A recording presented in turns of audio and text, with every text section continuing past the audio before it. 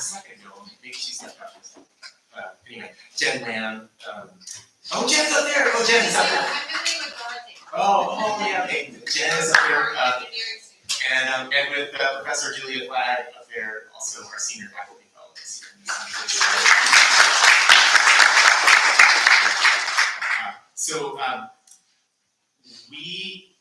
I'm not going to say much. I think what we're going to do, especially since we're getting a bit of a late start, we'll go through each senior's presentation. We have 5 students in session 1, and we'll see if we have time at the end for questions, conversation. The hope is to give everyone a break about 5:30, so you can go refresh, get a bite to eat, or whatever before we resume for session 2. We have a tradition of inviting the students' advisors to introduce students. And so I hope I got this right. Professor Jones from the botany department, come on down.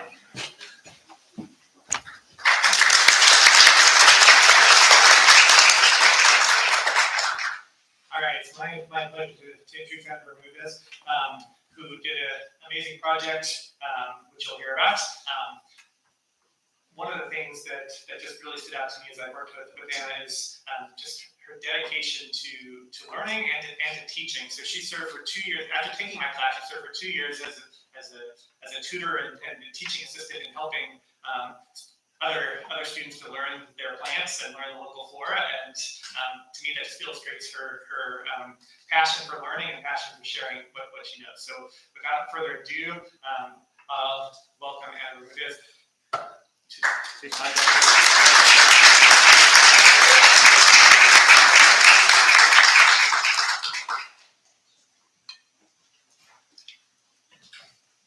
Okay, hi everyone. I hope you can hear me okay.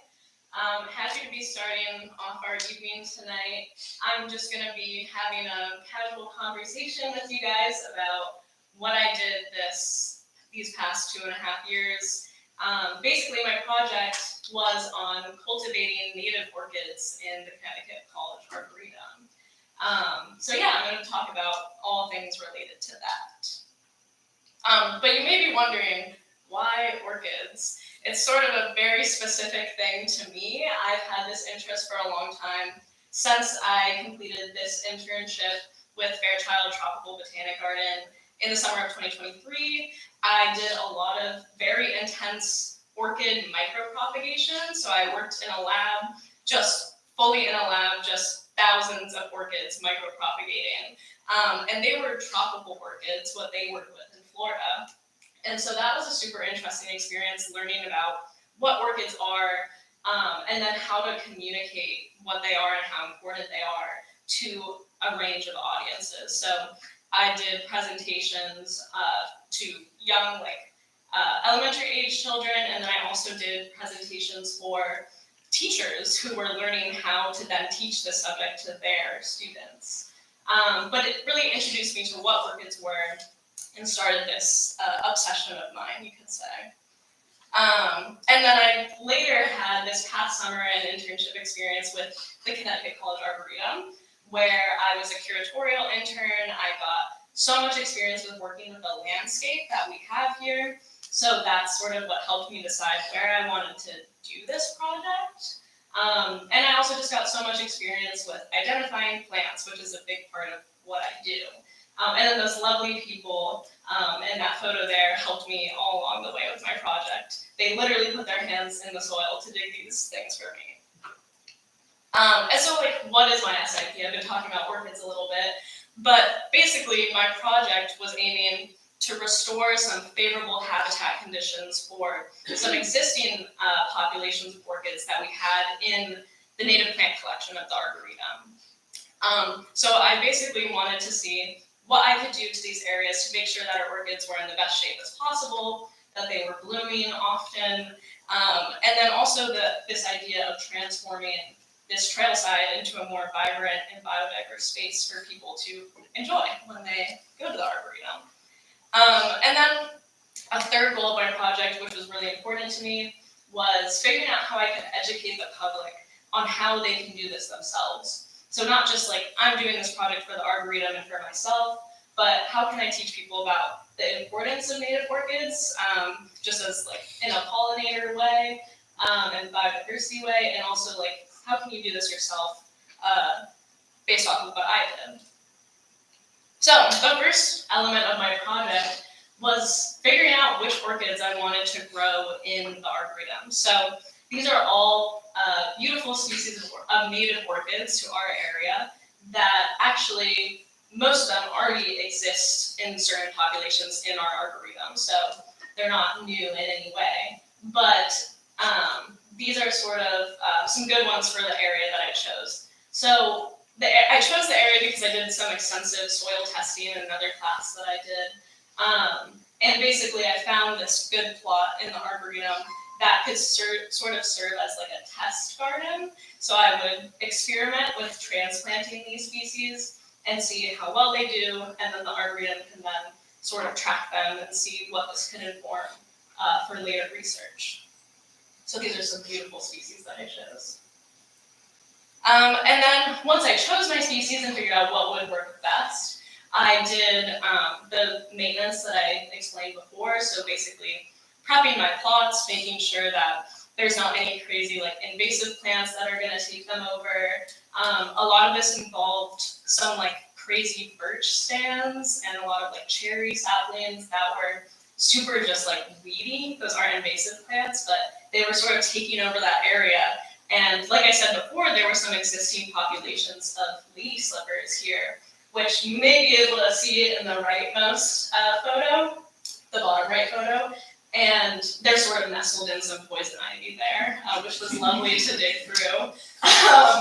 But yeah, so they were there, and people had been recording them and they knew that they were there, but they hadn't been blooming in the most recent years. So it was sort of an experiment of why aren't they blooming? Why aren't we seeing like seeds being produced and like cross-pollination? And so part of this was just making it so that they weren't being so shaded by other plants around them. So that's all the weeding I did, which took quite a long time. And then I got to the actual fun transplanting part. So I ordered my orchids from 3 different nurseries. This was sort of a like test experiment in itself, was seeing which nurseries were most reputable, how did they come from the nurseries. So some of them came like bare root in a baggy like salad greens, and I was like, well, this sucks. Like they did not really care about those orchids. And then some of them came really nicely potted. So it was kind of an experiment of what nursery should I even recommend to people if they were going to do this by themselves. I gave them a couple weeks to acclimate in the outdoor portion of our greenhouse here on campus, and then I transplanted them. A big part of the post-transplant process was watering them to make sure that, I actually planted them in an incredibly like droughty season. It was this past fall and there was not very much rain. So I was going back like every 3 days to water these manually. And then I also put, as you can see in the bottom right photo, some like hardware mesh over them, because as soon as I planted them, the squirrels were there digging them up and replacing their spots with acorns. So I had to protect them while they were dormant over the winter. And then I also mulched them with a lot of pine needles because that helps with maintaining the acidity in the soil. So that's some of the things I did for that. And then to just like end my project, I did a lot of documentation. So I know where every single orchid is in this plot. There's over, I think like, there's more than 30. I should probably know exactly how many, it's on a spreadsheet somewhere. But yeah, so there's a lot of orchids. I know exactly where they are. It's all documented for the Arboretum if they ever want a student to come back and check on like how they're doing. Did we lose some of them? Which is very common with native orchids. They won't all survive. So they can go back and check. I actually put in some galvanized steel nails with tape on them so that just in case you couldn't find them with the bare eye, you could just take the metal detector and see, oh, this is where it was. Maybe it's not there anymore. And then to round off my project, I recently had the privilege of holding a native orchid workshop with the Arboretum. So they asked if I would be interested in introducing my subject to people. And it was really awesome. I had a great time. I basically said everything that I just told you guys, but it was more focused on teaching other people how they can do this in their landscapes. And it seemed like people had a great time. We actually potted up some orchids so that people got to have their hands on them. I don't know if you can tell in my hand there, but the orchids look really weird. It's like a little alien thing. So that was awesome. And actually you can see on the top right, I also produced 2 documents. One was just a project manual where I wrote every single thing that I did in this project so that if anyone was ever curious, I mean, I'm about to graduate, so I want people to know what I did if they want to go back to it. And then I also made a sort of like web page proposal. So if the Arboretum ever wanted to translate what I did in this workshop to a broader audience on the website, they could throw it on there. But yeah, this is what I did for my project. It was super fun. I had a lot of friends help me along the way. And I just want to thank everyone for their support, especially my academic and SIP advisor, Chad Jones, and my sort of secondary advisor, Maggie Redfern from the Arboretum. And then everyone who helped me along the way, the Garden Club of America for giving me the money to do this, because those orchids were really expensive. I think I spent over like $2,000 in the grand scheme of things. So that was very nice. Obviously everyone at the Goodwin-Niering Center and my friends and family, especially my parents, for being here tonight. That's it.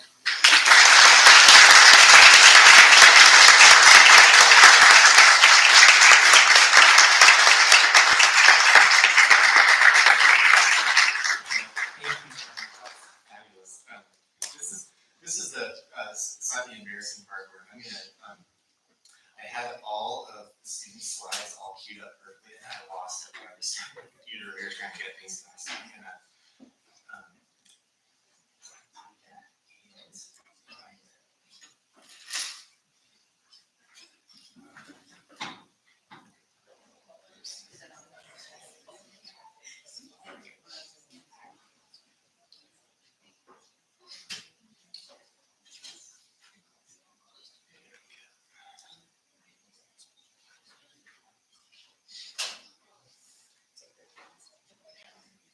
hopefully this will work.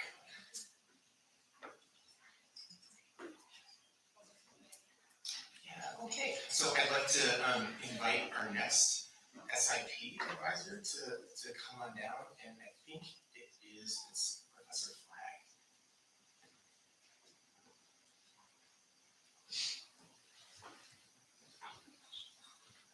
Who has company?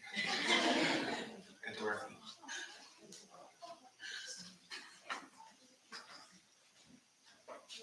Hello, I'm Julia Flagg, Associate Professor in Sociology and Environmental Studies. So many friends here.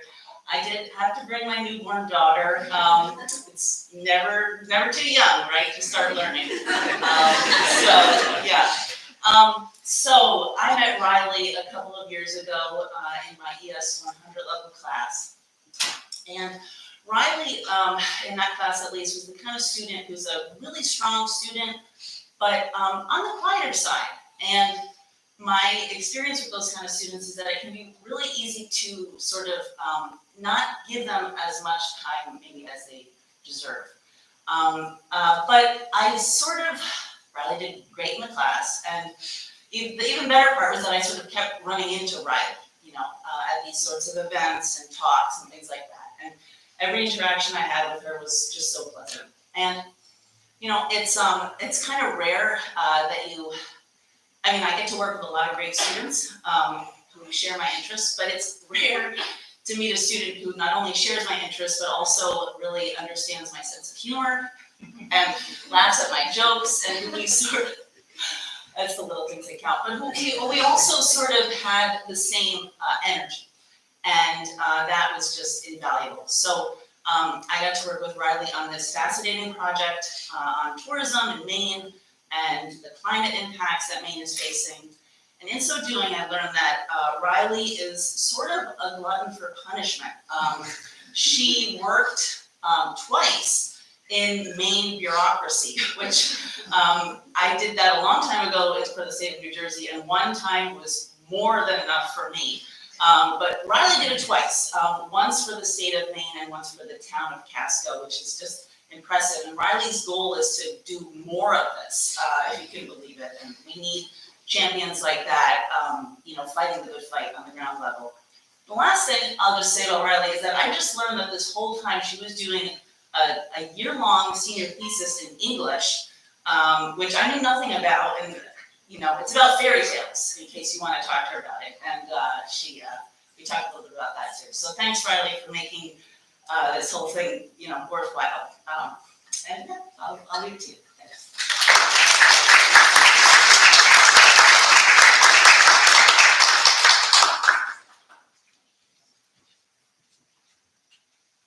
A little bit short. Okay. Hi everyone, my name is Riley Flannery, and my SIP is on Homing's National Environment and Sports Ministry for Independent. Before we continue, raise your hand if you've ever had Maine lobster.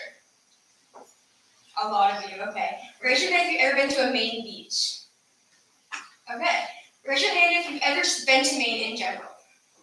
So all of you have interacted with Maine's sports ministry in some way or another. So last fall, I researched how Maine can better foster its mutualistic relationship between its national environment and its tourism industry. This research took the form of a final research paper at the end of the semester last semester. Essentially, this relationship can be explained by how one outside source is affecting them both. In the case of my research, the outside source was climate change. For example, climate change affects oceans by warming them, and by warming oceans affect coastal ecosystems, which impacts the natural environment. And one of these species is Maine lobster, and since Maine lobster is affected, so is the tourism industry. In my essay, we looked at various climate change issues and how they impacted both the natural environment and the tourism industry. So inspiration for this research comes from the fact that I'm from southern Maine, in a little town called Scarborough, which is a beach town. I have 3 different beaches in Scarborough on the screen. And I would see tourists go to my town every summer, and I wonder what kind of impact they had on my natural environment. And overall, this research comes from a deep love for my state. So in the summer of 2023, I was their secondary programs intern for the Maine Department of Environmental Protection, the Maine DP, and I got data from every municipality about showing their waste recycling. I put it into a giant Excel sheet, and I analyzed it, and I gave the Maine DP the most important points. You might ask, what on earth I have to do with SIP? At the time, not a lot, because it was the summer after my sophomore year. I wasn't deep into it yet, but I did find that a lot of municipalities in Maine had more waste in the summer months due to seasonal residents. And it's kind of reaffirmed my hypothesis that tourists in Maine have an impact on the natural environment and can contribute to climate change and environmental concerns as they create more waste. And then in summer 2024, I was a GIS field assistant for the town of Pasco, where my main task was to document certain attributes of all the roads in the town, either in person through measuring them or online through mapping. And Pasco is located in the lake region of Maine and is home to Big Lake State Park, which is the most visited lake in Maine. So in between living in Scarborough and going to work in Pasco, I was constantly surrounded by this research. So to put my research into better perspective, I have a few different hotspots on the screen. You might recognize a few of them, such as Acadia National Park, Sago Lake again, and downtown Portland. Acadia is a leading tourist destination in Maine, as it generates around $4 million in revenue every year, and is one of the most more popular national parks in the country. And it has around over 3 million visits per year. And then Portland is another major tourist hotspot in Maine, as it also generates around 3 million visitors a year. And tourists typically spend over $1 billion in Maine every year, and support around 20,000 jobs in Maine. Also, as you can see, most of these hotspots are pretty water related, either the coastline or lake, which I'll go into why that's important later. So to zoom out a little bit, I have 2 different maps of Maine. The one on the left, I think, is pretty basic. It shows the major towns and cities and major highways. Usually I can point, but I can't right now. But in the bottom, it's your left. In the bottom left is Portland, and then Scarborough is right next to it. And then Augusta has the star. And if you can look towards the middle, there's Bangor. Bangor is actually the last major city in Maine. It's only about halfway through the state. So Maine is pretty concentrated in the southern half and more sparse probably towards the northern half. And tourist patterns follow the same way. It's more concentrated in the south, and there's not as many tourists in the north. And then the map on the right is shown in different regions of Maine. The glowing V that you see is where Maine gets the most tourists. Again, very water related. We have the lake region, and then Maine is a pretty rocky coast, but the purple region you see, Maine beaches where we have sand beaches, and then we have the Greater Portland area, the mid coast, and the Acadian region. So this is where the majority of our research focused on, on how different countries' effects in Maine impact both the national environment and the tourism industry.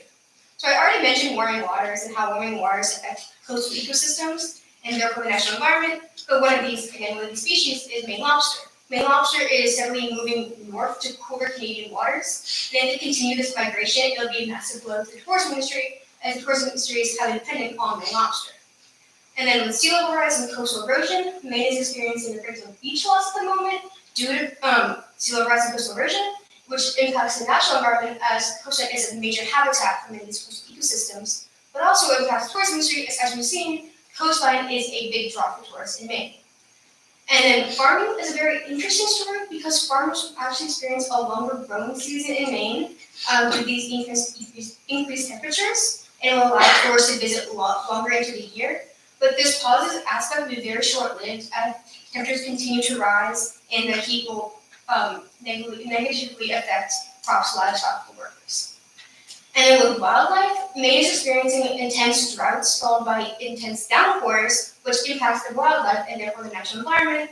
And this impacts the tourism industry with outlets such as wildlife watching, hunting, and fishing, which are particularly popular in northern Maine, which I'll talk about why tourism in northern Maine is so important in a second. Okay, so how did I organize my research? I started off pretty broadly and did some general statistics. Like for example, that tourism brings in $9 billion to the Maine economy every year, and that we get around 8.5 million overnight tourists a year. And then I started zooming in on certain regions, such as Portland or Acadia, as Maine gets tourists for different reasons, and these reasons affect how the land is appreciated and treated, and what environmental concerns the land may face. So one of the solutions that I found is nature-based tourism. This is a very important solution as it allows tourism to continue while lessening the negative effects on the environment. Nature-based tourism or green tourism or ecotourism, whatever you want to call it, can be defined as a sustainable type of tourism that appreciates the natural environment that a tourist is visiting.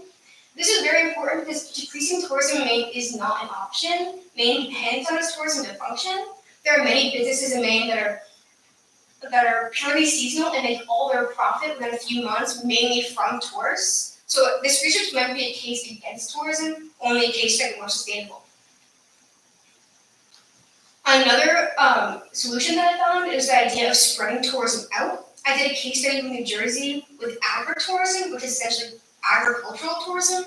New Jersey is trying to market more of their vineyards and their farms. And this could easily be applied to northern Maine, as northern Maine has a lot of farms and just land in general that is not marketed or visited as much. And having tourists visit these areas could take the stress off these highly populated areas such as Portland or Acadia that get too much foot traffic as it is.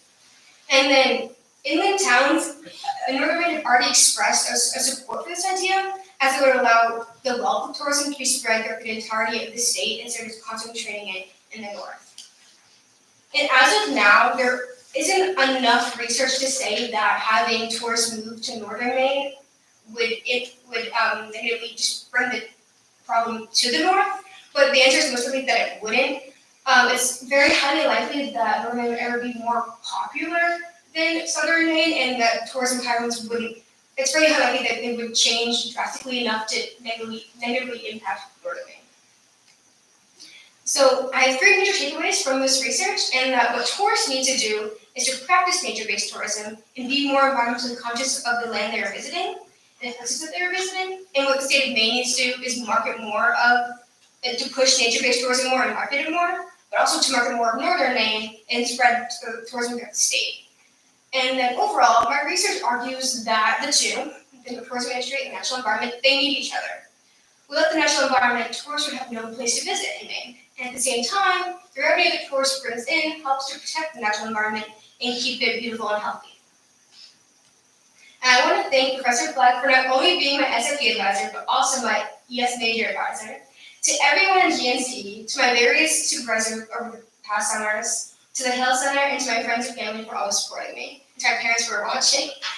And I want to end like I did in the symposium with my favorite beach in Maine, Pine Point Beach, and my dog Bailey. Thank you.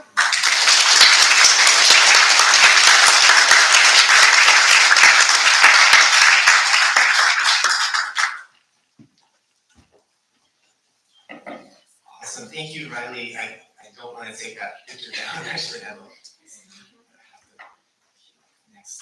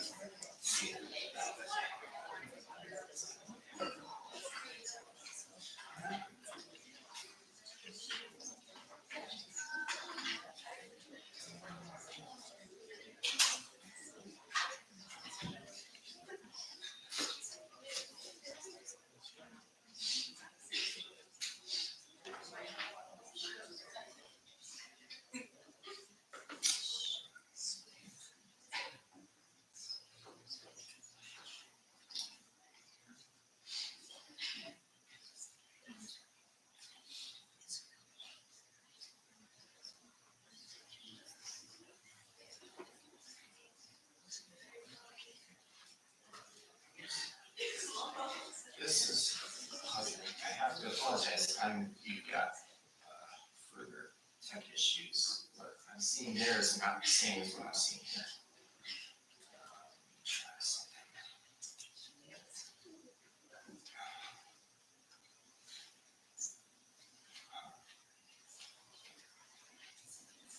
Let's see.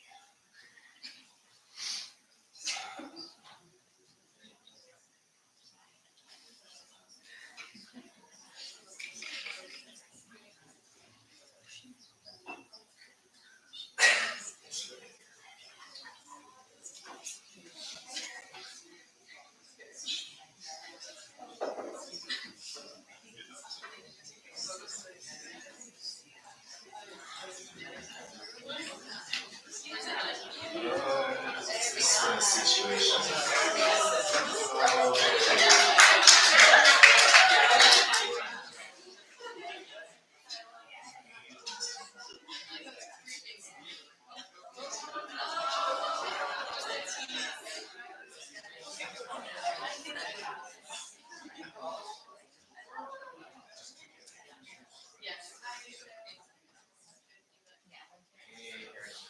As an outsider, invite you up anyway, I don't know if you have any advice on how to like try to survey. I'm the worst one. When you drag it over, your mouse just needs to end up on this display, and then it'll stay on that window.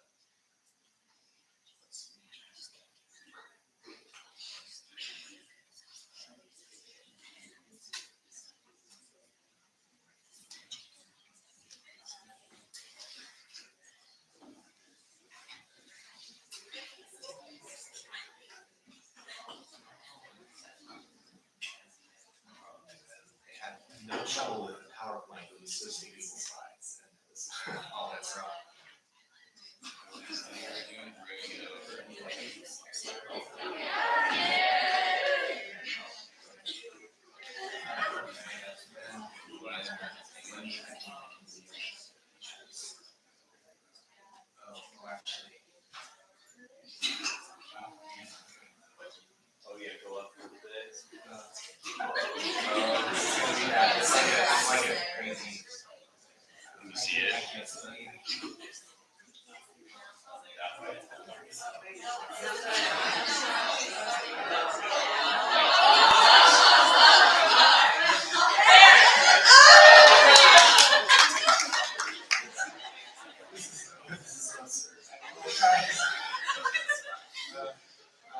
See, but hopefully this will work. Everybody can.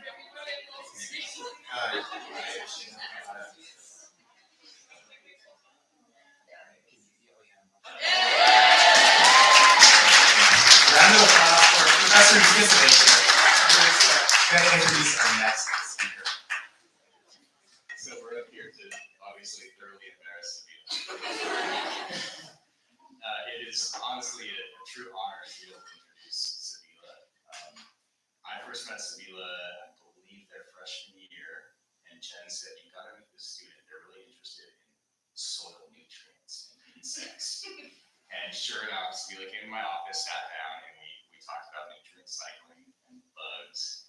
And then they took my ecological ag class, and on day one, we introduced the concept of ag ecosystem, including humans. And you're gonna hear a presentation that has evolved tremendously from their freshman year into this amazing project that has like taken what we do at Sprout and just amplified it and brought in so many people. So it's been really cool to see this evolution and this growth and this development of a true leader, which I think is really something. And Sabila is now this kind of person who brings people into the fold, teaches them the things that they learn in class, inspires them to want to be leaders as well, and inspires us to want to do a better job at what we do. So without further ado, Sabila, bye-bye.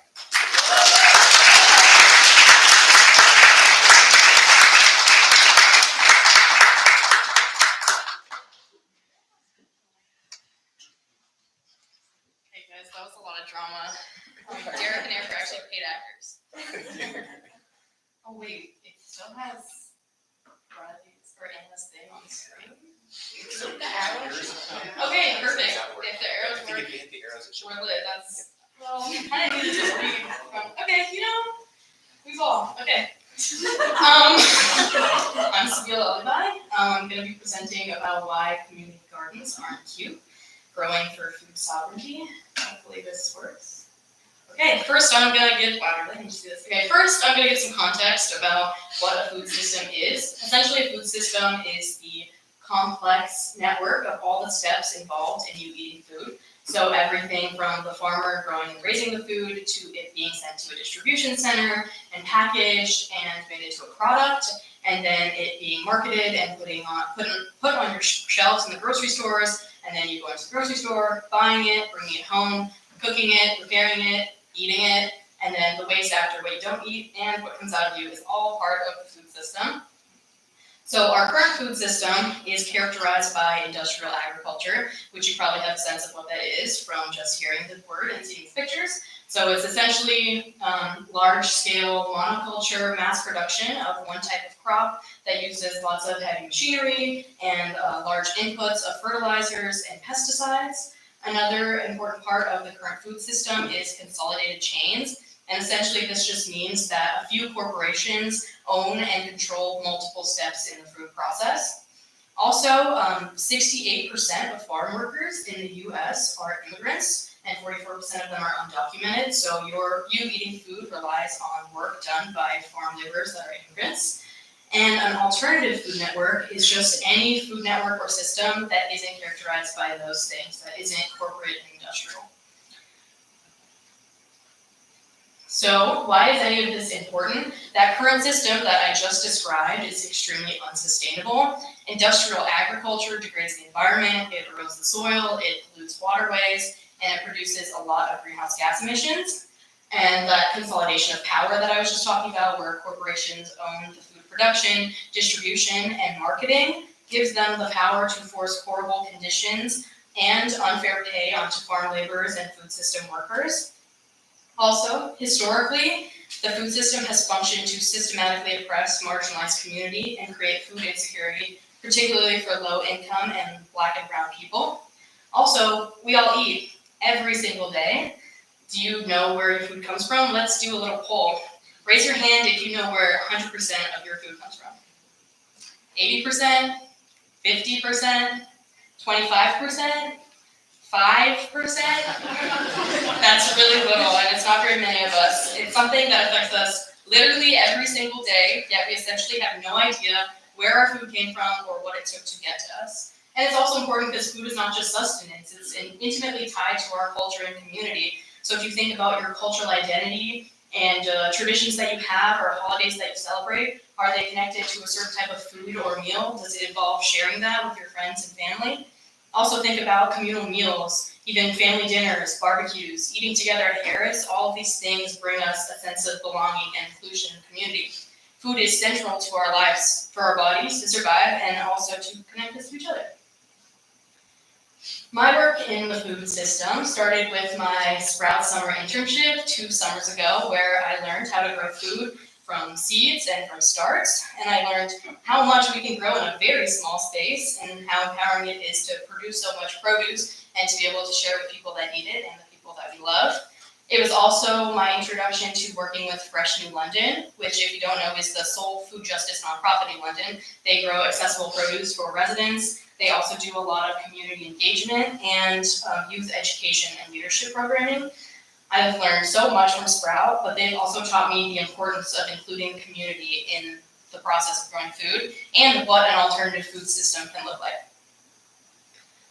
So, Sprout and the Fresh Gardens downtown are community gardens. They are alternative food systems, so again, they're not those corporate industrial systems, they're community oriented. And community gardens are often created in response to a lack of food access, and a lack of food access that is rooted in discriminatory practices like redlining and supermarket redlining, where chain grocers refuse to put grocery stores in low-income communities. Also, lack of transportation infrastructure for people to get to grocery stores, and urban development interests that don't prioritize community needs. So to go back to my original question, why community gardens aren't cute? Well, they're not cute because they're in response to systematic injustice. They exist because people have been purposely denied access to food. Food, that thing that we need to live. So, cute, I don't really think that's a good way to describe community gardens. And New London is not an exception to this. New London is a food desert, which means that the residents lack access to affordable and nutritious food. United Foodway found that 18.5% of kids in New London County are food insecure. That's 10,600 kids in New London that don't get enough food, and that number doesn't even include their families. So if we think about the place in New London where you can get produce, ShopRite, which is geographically inaccessible to a lot of residents, and Fiddleheads, which is not financially accessible, if anyone has shopped there, to a lot of people. And so the Fresh Gardens and our Sprout produce that goes to Fresh's Mercer Pay What You Can tables and their CSA program help to overcome those barriers. They're financially accessible and they're more geographically accessible because they're located, pickup locations in downtown New London. Sprout and Fresh function with goals of food sovereignty, and food sovereignty is this idea that people have a right to healthy and culturally appropriate food that's also produced sustainably. It also has this aspect of self-determination, essentially that communities have a right to define their food system and have local input and participation in how they get their food. So my SIP is promoting the food sovereignty work at Sprout and Fresh. And this first bullet point, strengthening our community connections, is going to help us do all of these other things. So increasing our food access, both to New London residents and to people on campus. So one part of my SIP has been increasing food access for the dining staff on campus for them to take home for themselves and their families. And then the other parts of this is expanding education. And so increasing our community connections. We have more places where we can go out and learn from others in the community about sustainable agriculture and food systems and how they're doing it. And bring more people to Sprout to help us create knowledge here and teach the way that we're doing sustainable agriculture and food justice. And another really important part of this is that since it's students that are doing most of this work, an important aspect of our goals should be to better prepare Sprout leaders to engage in this mission of food sovereignty. Interns in the past, including me when I did the internship, didn't get intentional education on food justice, or essentially any of this context that I just gave you about the food system. And that's really important because, one, it's really important, relevant context, and also it would help them continue to be motivated and engaged in the work. And all of the interns that have worked with us in the past have been participating in our mission of food sovereignty, whether they realize it or not. So it's important that they know that what they're stepping into. And then the other aspect of this is leadership development. So giving the interns and the other Sprout leaders the tools and skills to communicate this context, to bring people into the space, to teach them, and to mobilize people to do the farm work, which is also a really important and hard part of that. So the other part of my SIP is supporting and increasing our capacity to do this in the summer. And so this is why I requested sustainable projects funding to create a program coordinator position for our summer community agriculture internship. And so essentially the Sustainable Projects Fund is a fund through the Office of Sustainability that creates sustainable solutions that are tied to social equity, environmental stewardship, and economic well-being. So I proposed a budget to for how much it would cost to fund the position for the whole summer, and presented it to SGA, and I had to explain why it supports environmental, social, and economic sustainability. And the first 9,000 of that has already been approved, and the 1,400 that I miscalculated will hopefully be approved tonight at SGA. And part of the position includes applying to grants to help fund the position in the future, because the SDF is just a one-time cost. So the actual role of the position falls into what I think are 3 buckets. One being overseeing farm operations and leading TJ's farm skills, and also doing the logistics of food distribution and market stands both on campus and at Fresh New London to increase our community food access. And then of course the leadership development aspect of having skill building activities and leadership reflection to get to the point where the interns will be able to facilitate their own small group sessions, either through a workshop or a tour. And then what I think is the most important part is our community collaboration, so increasing the opportunities and availability for the Sprout interns and the fresh staff and youth that work during the summer to collaborate, create knowledge together, create programming together, and then expanding our community connections in New London so that we can be better at sustainable farming and food justice. The second part of my SIP is increasing produce access to staff on campus, particularly dining hall staff, because many of them do not make a living wage for this area. And so I just went around and asked people, are they interested in our Sprout produce? And then how they would like to receive it, either through market stands or pickup boxes, and then when is a good time and where. Also, if they were interested in any kind of food growing workshops or gardening workshops, and then any specific interests they have at all. And then of course some contact information that I didn't include on here so that we can be in communication with them this summer about when our market stands are and what we're offering. So this is hopefully something that I can continue in the future and will continue when I'm gone, and have some more options for market stands, maybe in Harris Lobby so that they're really accessible when people are getting off their shifts, or having a CSA program where people can just pick up boxes before they leave. And then if there's interest, having food growing or seed saving workshops as well.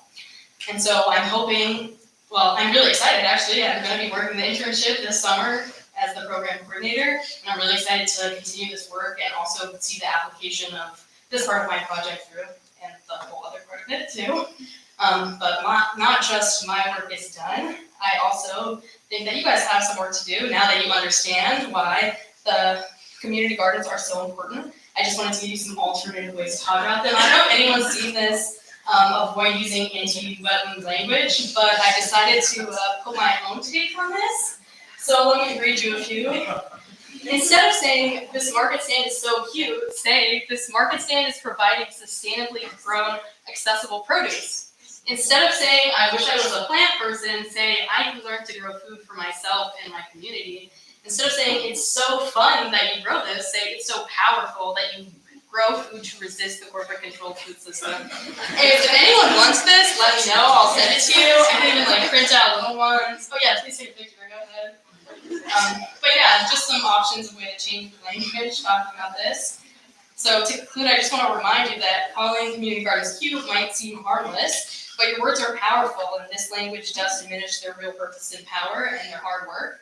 Community gardens aren't cute little side projects, even if that's what the college named Sprout is. They are part of a resilient response to deeply rooted injustice, and they take a lot of hard work, even if the people running it make it look easy. So I encourage you to change your words when you see a local farmer market stand or our market stands, or you visit a community garden, or just when you eat some of our produce, because we all eat and it's important to know what value that really has. I want to thank Fresh New London for all of the important work they do, especially the youth. If they weren't interested, nothing would run without them. Also, Chloe Nunez, who does so much of the youth development stuff and had so much support for the position that I created. My summer community agriculture internship team, Joe, Luke, and Caroline, for teaching me why I love to grow food and share it.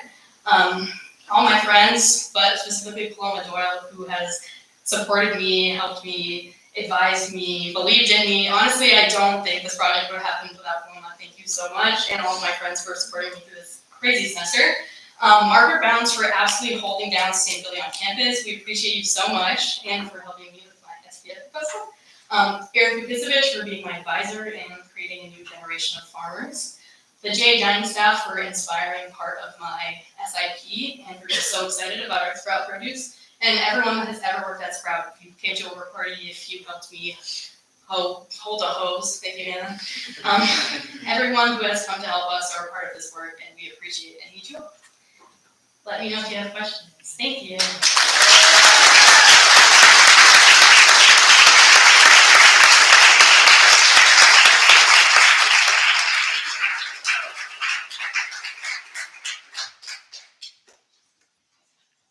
Thanks, Sabila.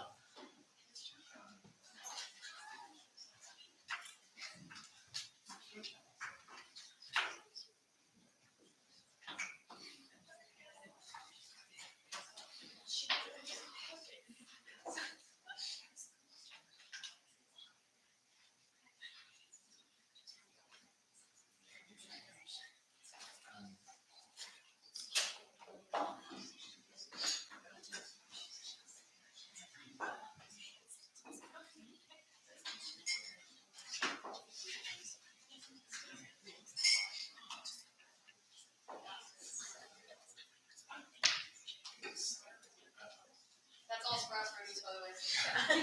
Okay.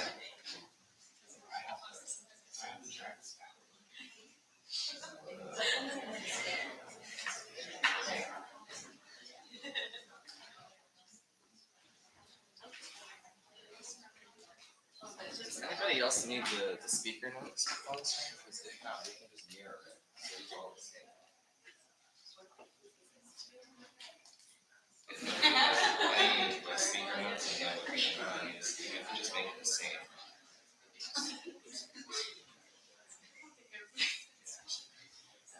Or we can make it look the same on full screen.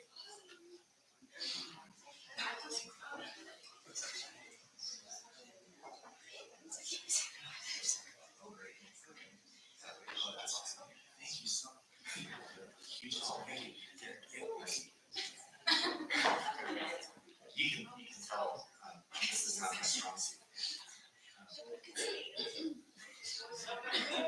There we go. Okay, I'd like to invite our next introducer, Professor Flores from sociology.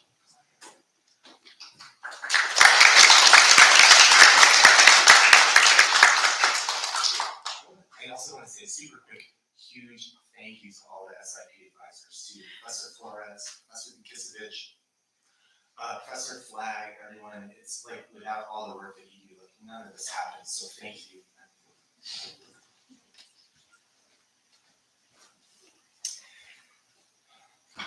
Well, unlike most of the advisors, I'd never met Hannah before I had the pleasure of working with her this past semester. And I don't know how that happened, to be honest with you, because she's an extraordinary person and an extremely knowledgeable and talented young scholar. It's been, you don't know someone, you're just kind of nervous because it's so, is it because no one wants to work with her or what? And so that sort of fear was gone the first day when Hannah walks in and she has this very, very energetic and excited way about it. She wants to work with these issues. And it turns out that in talking to Julia, who has an office right across from me, I found out that Hannah's work has been since her sophomore year, that she has been fascinated by the issues that she's going to share with you today. And that's really one of the most exciting aspects of a student career, when you grab onto something and you can connect everything that you're thinking about and working about as you go through your college experience to that particular question and that particular issue. That's what made working with Hannah particularly exciting, particularly engaging, because she's so extremely passionate and so knowledgeable about these issues. I really hadn't had much to do because Hannah has sort of really taken the leadership role in this, and I've sort of just made sure that she doesn't sort of trip on herself or trip over me or whatever. But it's just been truly an exciting and really worthwhile experience. And those of you who know her know that she's a very energetic, bubbly, laughs easily kind of person, although maybe that's just me. But I do want to say without further ado, Hannah.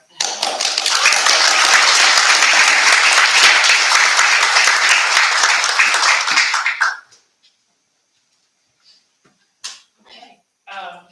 Hi everyone, my name is Hannah. I am a statistics and data science major with an environmental studies minor, and today I'll be talking about my SIP, which is titled Tracing the Impact of Systematic Literature Review and Bibliometric Analysis of Animal Agriculture and GHG Emission Mitigation Efforts, which I know is a mouthful. But, first, I'm going to ask a quick true or false question. If you might have seen the answer when it was on the screen before, but if all of the cows in the world were a country, they'd be the 4th largest contributor to greenhouse gas emissions. Raise your hand if that's true. False? Have no idea. It would actually be the 3rd, so it's false. In 2018, Bill Gates came out and said that the Republic of Cattle, which is a combination of all the beef and dairy industries, would be the 3rd largest contributor after China and the US. So a little bit of background about why I'm interested in this specific topic. The top right image on the screen shows an engaged image that I made back in my first year for a class called Climate and Society, taught by Professor Flagg. As a reflection of my love for animals, I have been heavily interested in the harmful effects of large-scale agriculture operations, such as concentrated animal feeding operations. I've also grown my understanding through this topic through sources like Cowspiracy, which is a documentary, and also a book titled The Meat You Eat by Ken Midkiff. Both of these talk about large-scale factory farms and both the ethical and environmental harm that they contribute. My summer internship really sparked my interest in the type of analysis I'm using, which is called a bibliometric analysis, using the statistical software program R.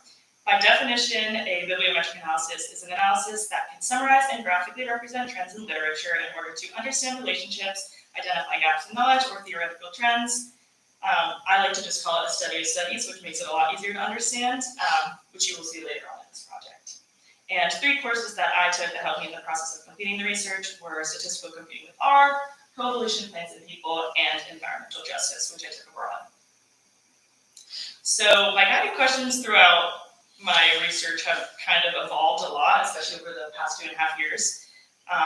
Especially this semester also, I came to a consensus that I wanted to answer 2 separate questions, which is why my project is separated into 2 separate parts, the literature review and the analysis. So right now I'm going to focus on answering what are the methane and carbon dioxide mitigation techniques in the animal agriculture sector. So in order to answer this, I conducted a systematic literature review looking at different resources for information regarding different mitigation techniques. So I used the AI resource called Elicit and a search engine called Academic Search Premier to search for sources related to animal agriculture. Through my research, I came to a conclusion that I want to focus specifically on mitigation techniques within the industry, especially revolving around carbon dioxide and methane. I chose to focus on mitigation because, number one, it was something that was coming up a lot in a lot of different sources, and also it's a major way that we can work on reducing our greenhouse gas emissions and build more sustainable practices. And with the rise of industrialization and large-scale factory farming, there has been an uptick in global emissions. And then to further study the literature surrounding these techniques, I conducted the bibliometric analysis, which will help to answer my second research question. So 2 major contributors, carbon dioxide and methane, were focused on heavily in a lot of different sources. Within my research period, I decided to do a deep dive into the mitigation techniques for those 2, while there are other gases that are still involved in the process. Specific to animal agriculture, methane is released due to enteric fermentation or digestion, more specifically in cattle, and it is also released during the decomposition process of manure when it is stored in lagoons or pits with no oxygen flow. Carbon dioxide is released through the burning of fossil fuels for things like machinery and transportation, deforestation, or the use of land cleared for feed crops or pasture, feed crops like soy or corn. And then feed production, which requires energy, water, and chemicals, which are all contributing to CO2 release. So although both are potent, methane is the short-term gas, meaning that it drastically affects temperature rise in the short term, which you can see on the graph. It has about 28 times the immediate warming effect of CO2, but it only has a lifespan of about 10 years, whereas carbon dioxide is a more long-term gas. It causes a slow increase in temperature over the course of hundreds of thousands of years, and is heavily abundant in the atmosphere, so it's a major contributor to long-term warming. So what I found in my research is a couple of different ideas that could potentially reduce the impacts of these gases, therefore reducing the amount of lead released into the atmosphere. So most animal feed in large-scale operations consists of the most cost-effective mixture of grains, proteins, and antibiotics designed to help the animals grow as quickly as possible.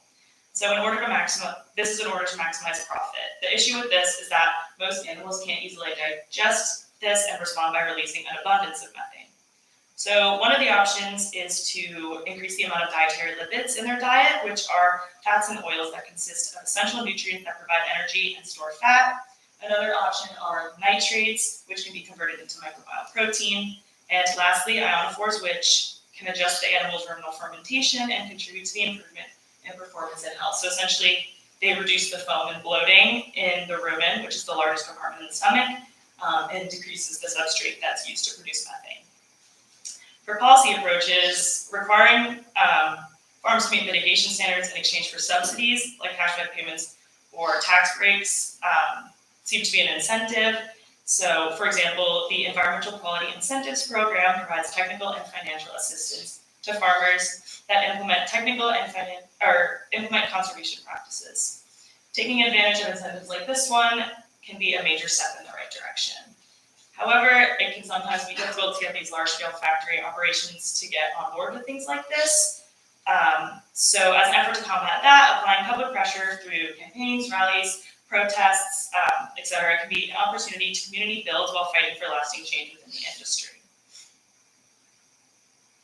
I've also found some scientific innovations which I thought were pretty interesting. So one of which was a helical photobioreactor, which is a cone-shaped device that enables the efficient cultivation of spirulina microalgae, which is very high in nutrients, while also sequestering the animal's CO2 emissions. Another is a biogas digester, which is an airtight container where organic matter such as animal waste or food scraps is broken down by anaerobic bacteria and produces biogas, which is essentially better for the environment than fossil fuel burning. And then lastly, there's biomass feedstock, which is where organic materials derived from plants and animals are used as raw material for producing energy, chemicals, or materials that reduce the amount of carbon dioxide released. I do want to note that these are just some ideas of mitigation techniques that I pulled out in my own research, but there are so many studies being done on possible ways to reduce emissions within the industry. So moving on to my second question in my bibliometric analysis, I wanted to answer, how has the narrative around animal agriculture mitigation techniques evolved and who's shaping it? So using the search engine Scopus, I input these 5 specific keywords and I ended up with 177 documents from the years 2000 to 2025. So considering that was a really large scale of years, 177 is a pretty low number to get, but I still went ahead with the analysis anyways and saw what results I could come up with. So first, I looked at the publication rate and noted that throughout the years, despite a few dips in years such as 2022, the overall trajectory of research in this field has been steadily increasing, with a low number as of 2025 because the year is not quite over yet. I then looked towards citation rate and discovered that there are a few peaks, like in 2002 and 2008. I looked into 2008 specifically and noted that the reason for this peak is that one specific article was cited almost 2,000 times, which is the majority of citations for that entire year, meaning that it was a pretty impactful source and cited by a lot of future research. What I found the most interesting about this visualization, however, is that there seems to be, besides the years 2002 and 2008, there's a higher amount of citations for the more recent years, which are letting us know that there has been an evolution in the research and more hot topics for more recent publications. This chart is a visualization of the trend topics based on keyword frequency by the author from the years 2020 to 2025. It highlights emerging topics and sustained areas of interest within the field. So the horizontal bars are showing the time span in which the term was actively used and or popular, and the bubbles indicate the frequency of each term. So based on this, we can see that the most frequent terms were keywords like climate change, agriculture, carbon sequestration, like our helical photobioreactor, and mitigation. We can see more recent and emerging topics like anaerobic digestion, which is like the biogas digester, which suggest innovative and sustainable practices for emission reduction technologies. And ongoing topics include enteric fermentation and emission intensity, suggesting the importance of livestock management and carbon systems. And lastly, there are policy-related terms like the Paris Agreement and mitigation measures, suggesting science policy links in the research landscape. So my main takeaways throughout my research are that I've learned how linked everything can be between the feed policy and science aspect. Without policy, implementing the feed improvements and scientific innovations can be difficult. And without science, different feed technologies cannot be utilized. But also without the waste that comes from feed, the scientific innovations cannot be used. So through my analysis, I've reiterated that this type of research is increasing over the years, suggesting that it's becoming a more important and pressing issue. It needs to be addressed in order to reduce the effects of climate change. The analysis showed different techniques and technologies, much like the ones I used in my systematic literature review, could be used as mitigation techniques. I would just like to specifically thank my advisor, Professor Flores, for taking me on so late in this process. I would also like to thank everyone in the Goodwin-Niering department for supporting me, as well as the SSRI program for my summer internship. And lastly, thank you to my friends and family who have supported and loved me throughout my entire life and college career. Thank you.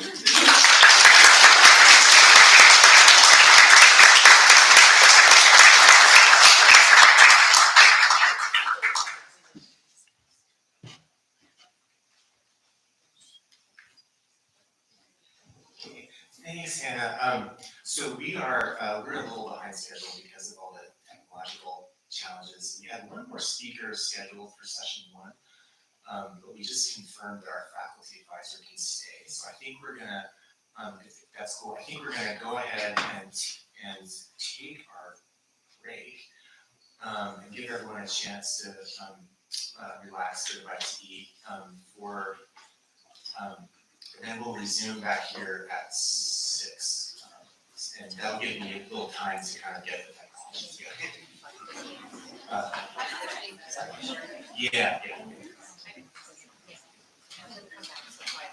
Yeah, okay, sorry, I was just advised, maybe if everybody could plan to come back a little before 6, so 10 minutes to 6, 5 minutes to 6, we'll get a little bit of this.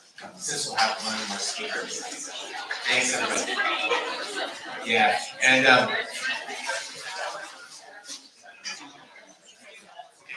want to also invite everybody, if you're able to kind of stroll up the road to Olin Hall, we have pizza and snacks up there. So we'll be back in half an hour.